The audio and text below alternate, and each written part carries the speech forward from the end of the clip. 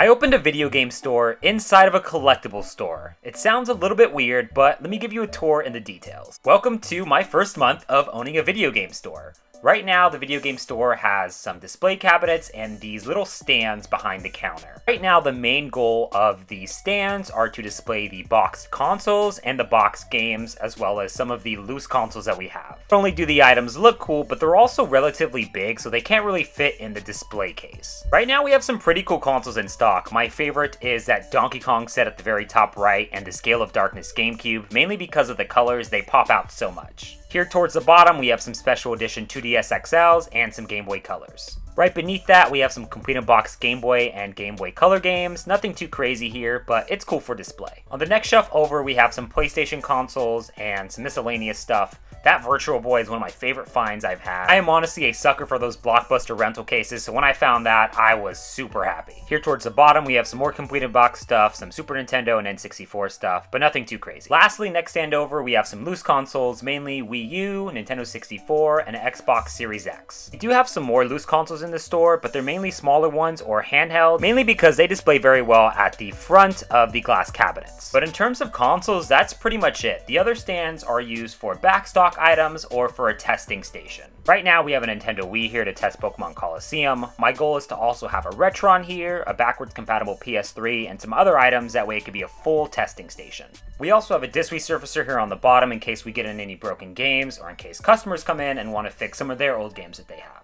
I'll give a quick tour of some of the games we have in stock. At the very right cabinet, we have 64 games, Super Nintendo games, Game Boy Advance, Game Boy Color, a lot of handheld stuff. Starting with Nintendo 64, we have some of the higher end things like Bomberman Second Attack and Clay Fighters, but also some of the classics like Legend of Zelda. For Game Boy Advance and DS, we have a lot of Pokemon games, but some other RPGs like Fossil Fighters.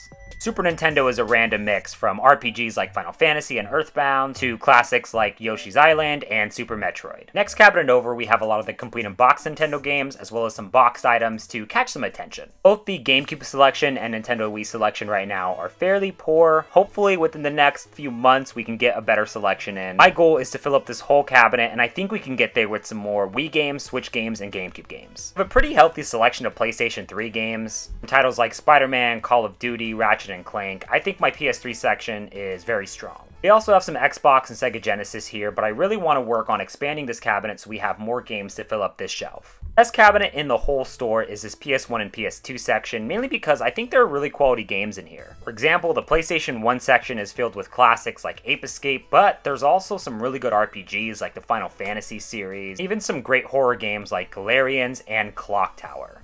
One of the most interesting games in this section is Spyro the Dragon, because typically this is not an expensive game, but this one is a little bit special, or at least in my eyes it's a little bit special. This Spyro the Dragon had an insert where if you scratched off this scratcher, you can win a trip to Universal Studios, and this one is unscratched, which I thought was cool. You can still clearly see that it does say sorry on it, but it's still cool to see this piece because I've found a lot of Spyro the Dragons, but I haven't really seen one where it has this insert that's not scratched off. I'm sure there are a lot more out there, but it's something I haven't seen before and I thought I would share it with you all.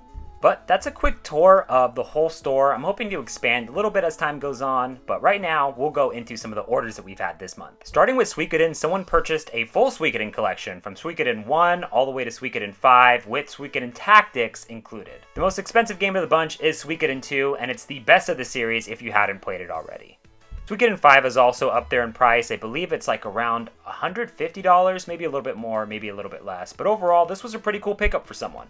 Best part about owning a game store, though, are the trade-ins that walk in. And here are some of the trade-ins we had from the past few days. Starting with this Nintendo branded blue bag. We have a Super Nintendo in there with all the cords and controllers. It's a little bit yellowed, but it still works fine. So far, Super Nintendos have been selling very well, so I was really happy to get this in, especially with this blue bag, because anything Nintendo branded at this point is really cool to collect. Next up, we have a small Nintendo Switch trade-in. We got Plants vs. Zombies and some sports games, FIFA 21 and NBA 2K20. Next up, someone came in and traded a Game Boy Advance SP with some games and some loose GameCube games. The SP is a little bit rough, but works very well. As for the games, we have Dragon Ball Z: The Legacy of Goku, and some loose DS and 3DS games. Moving on to GameCube, we have Mario Kart, which is awesome because I actually have the case for this one, so it'll help me complete that loose case I've been sitting on for a while. We have some filler games mixed in, like this Madden and Harry Potter, but then we get one of my favorite GameCube games, Mario Superstar Baseball. This game is a blast if you haven't played it already. To wrap it up, we have Mario Sunshine and Sonic Adventure. Overall, it's been a very fun month, and I'm excited to see what next month brings us, and hopefully we'll continue to expand.